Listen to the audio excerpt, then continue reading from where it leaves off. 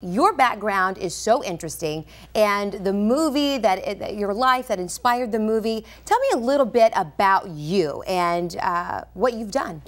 Well, as you know, of course, I ran away from a broken home when I was 16. My parents divorced. A judge wanted me to choose between my parents. I didn't want to make that choice, so I ran away.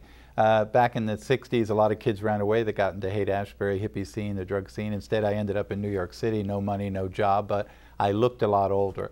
And I realized that I would never survive unless people believed I was older. So the first thing I did was change my date of birth on my driver's license by making myself 10 years older.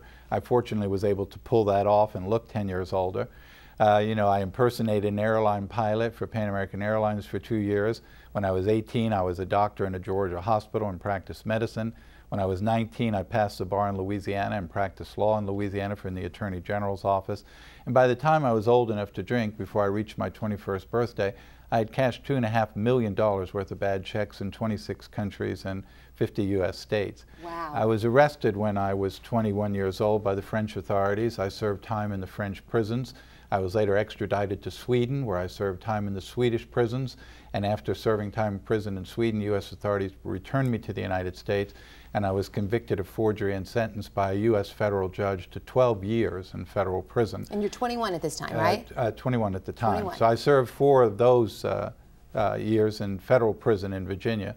When I was 26 years old, the government offered me a unique opportunity to take me out of prison if I went to work with an agency of the federal government for the remainder of my sentence or until my parole had been completed. And I agreed and was released. This year I'm celebrating 36 years working with the FBI, 26 years beyond my legal obligation to do so. I think that you know, I met my wife on an undercover assignment some 35 years ago. I think that when I look at my life personally, I know that people are fascinated by the things I did as a teenage boy, but what's most fascinating to me is the fact that I did those things, went to prison, served my time, and came out and have been married for going on 36 years to the one and only wife I've ever had. Have 3 wonderful sons, one who is an FBI agent, probably the proudest moment in my life. There's nothing else that could make me more proud no matter how long I live.